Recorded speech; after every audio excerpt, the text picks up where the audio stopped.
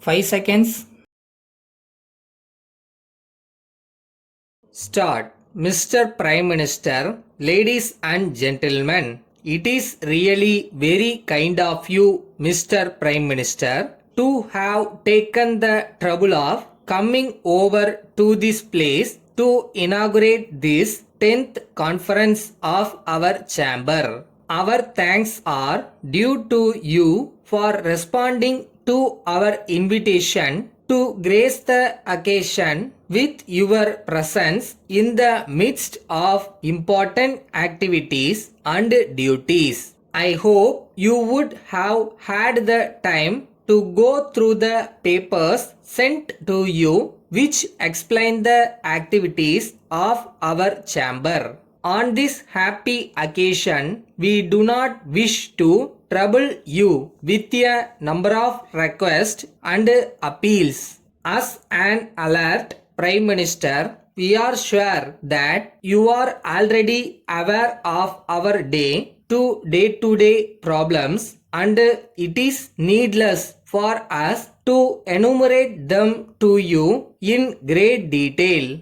Nevertheless, I consider it my duty to bring to your kind notice certain areas in which we would very much like your sympathetic consideration in the light of the facts which are in our favor. Of course, we have been having some appreciation of our difficulties by the departmental officers to some extent, but there is still room for greater understanding of our problems in various aspects. First, let me refer to the problems experienced by our members in the matter of export. We know fully well that it is the duty of those engaged in trade and commerce to step up the export of various items.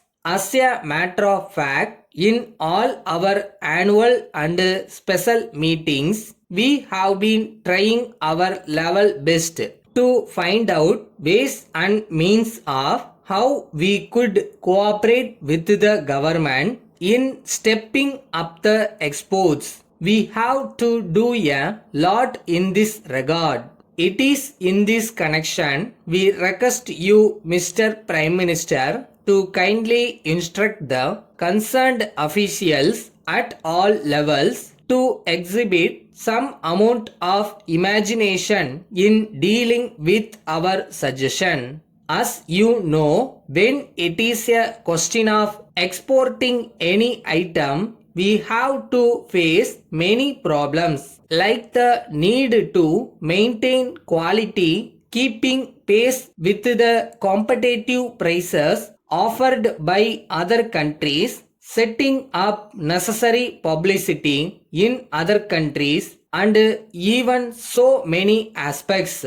There are also certain other items and areas which we cannot openly discuss in a conference like this. All these are items which involve huge expenditure. If we want to export very high quality materials, we have to use best quality raw materials, which means incurring higher expenditure. The government must therefore come forward with necessary concessions in the matter of import of some raw materials by way of tax concessions, by way of reduction in license fee, and so many other factors. It is our sad experience that we do not get full cooperation from the departmental officials for some reason or other. This state of affairs should change sooner or later.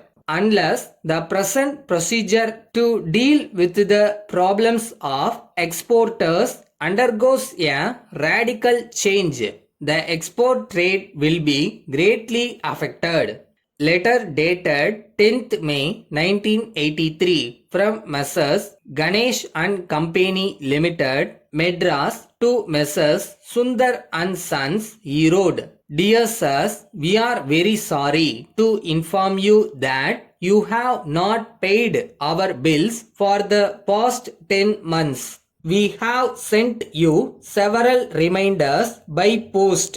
Besides a number of telephone calls, in spite of all these, we have not received the payment. You have not acknowledged receipt of our letters and given us the reasons for such delay in payment.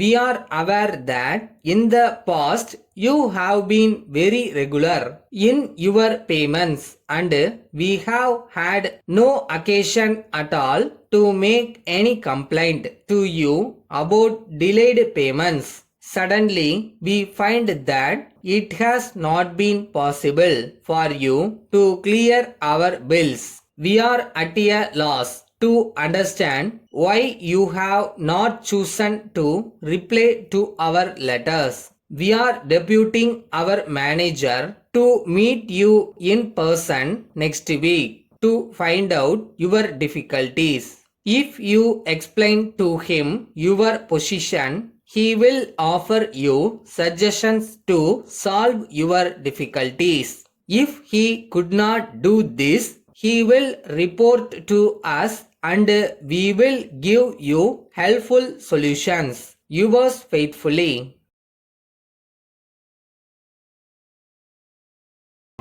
வெற்றி ஒன்றும் அடைய முடியாத இலக்குலாம் இல்லை. அவங்களால முடியும்னா நம்மளாலையும் முடியும். அவ்வளோதான்.